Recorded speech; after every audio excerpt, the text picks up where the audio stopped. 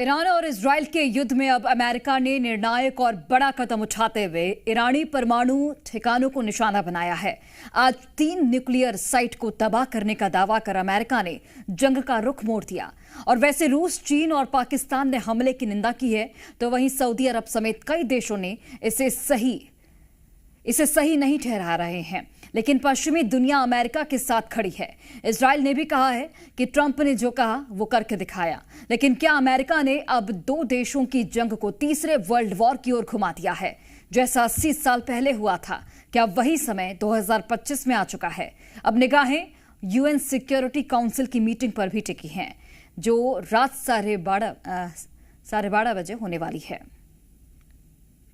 You are cleared to proceed, Enola Gay. We need to hit the Ioi bridge for maximum impact. What's the payload status?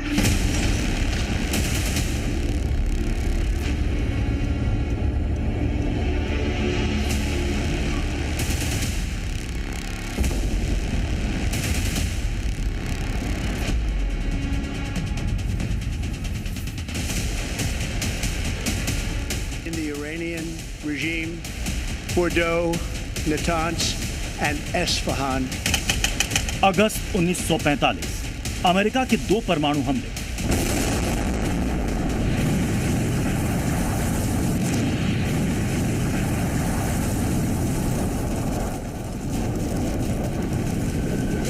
ये वक्त था दूसरे विश्व युद्ध के आखिर का, जब एटम बम पहली बार चला था। और अब ईरान इजराइल वॉर में अमेरिका की एंट्री ने एक बार फिर विश्व युद्ध के साथ ही एटमी अटैक का सायरन बजा दिया।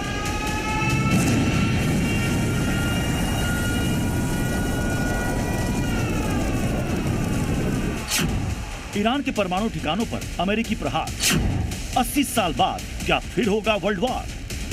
मिडिल ईस्ट में छिड़ी जंग किसी भी वक्त विश्व युद्ध में तब्दील हो सकती है, क्योंकि अब तो सुपर पावर अमेरिका भी मैदान जंग में आ चुका है। ट्रंप के ऑर्डर पर अमेरिकी वायुसेना ने ईरान के परमाणु ठिकानों पर भीषण और भयानक बमबारी की। ईरानी न्यूक्लियर साइट पर हमले कर तीसरे देश के तौर पर अमेरिका जंग में कूद चुका है। B-2 स्टील्थ बॉम्बर से अमेरिका ने ईरान के फोर्डो एनरिचमेंट प्लांट पर बंकर बस्टर बम दागे हैं।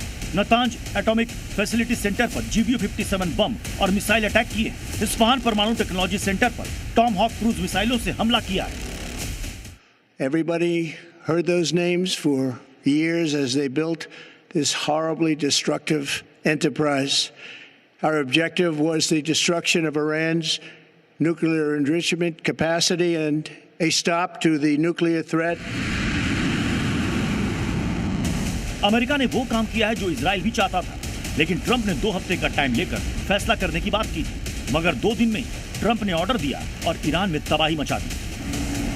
इसके बाद इजरायली प्रधानमंत्री नेतन्याहू ने ट्रंप से फोन कर बातचीत की और उन्हें थैंक यू बोला। President Trump and I often say, peace through strength. First comes strength, then comes peace. And tonight, President Trump and the United States acted with a lot of strength. President Trump, I thank you. The people of Israel thank you. Trump और Netanyahu दोनों का target एक है, Iran का परमाणु जखीरा, जिसे किसी भी कीमत पर खत्म करना है, जिसकी शुरुआत अमेरिकी बम वर्षक विमानों ने कर दी। इस हमले के बाद इजराइल के हौसले बुलंद हैं, लेकिन क्या विश्व के सबसे ताकतवर देश अमेरिका ने मिडिल ईस्ट की लड़ाई को अब वर्ल्ड वॉर की ओर ढकेल दिया है? क्योंकि ईरान चुप नहीं बैठेगा और अमेरिका के विरोधी उसका साथ देंगे। अमेरिकी हमले से पूरी दुनिया में हलचल तेज हो गई।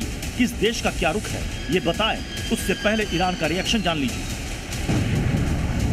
क्योंकि अब इजराइल और अमेरिका दोनों की बमबारी से दहला ईरान पीछे हटने को तैयार नहीं है। ईरान के विदेश मंत्रालय ने कहा है कि अमेरिका ने उसके परमाणु ठिकानों पर हमला करके अंतर्राष्ट्रीय कानून का गंभीर उल्लंघन किया है। ईरान ने अल्टीमेटम दिया है कि अमेरिका इजराइल जैसे आक्रामक देश का साथ देकर एक खतरनाक जंग की शुरुआत कर रहा है।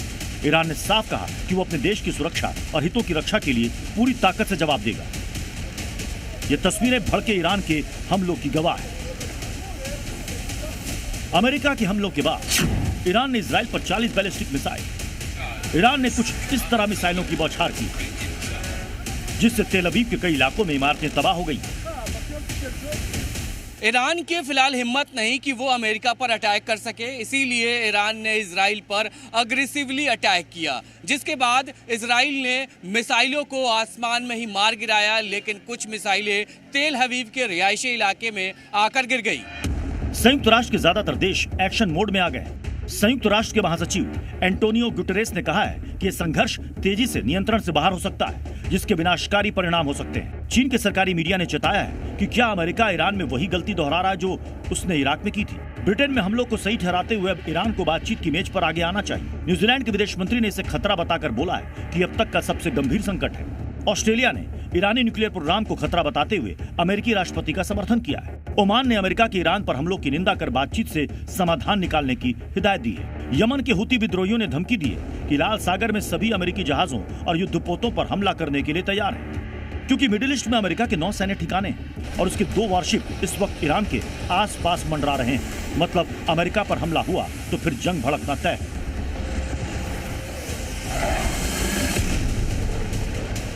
वैसे ट्रंप अब ईरान को पलटवार ना करने का अल्टीमेटम दे चुके हैं। Report to the world that the strikes were a spectacular military success. Iran's key nuclear enrichment facilities have been completely and totally obliterated. Iran, the bully of the Middle East, must now make peace. If they do not, future attacks will be far greater and a lot easier. वैसे भी Trump ने अगर जंग में कूदने का फैसला किया है तो वो अपने मकसद को पूरा करके ही रहेंगे। ईरान में खामनी का तख्ता पलट और परमाणु कार्यक्रम को अमेरिका और इजराइल पूरी तरह खत्म करना चाहते हैं। आईडीएफ ने कल भी ये वीडियो जारी कर दावा किया था कि इजराइल ने ईरान के इस्फहान परमाणु ठिकानों पर हमला किया था। तस्वीरों में नजर आ रहा है कि बमबारी के बाद खामनेई के मुल्क का एटमी ठिकाना छलनी हो गया। अमेरिका ने इससे भी भीषण हमला किया। ट्रंप ने जैसे सिचुएशन रूम से पूरे ऑपरेशन को मॉनिटर किया, मतलब उनकी पूरी नजर मिडिल ईस्ट पर बनी हुई।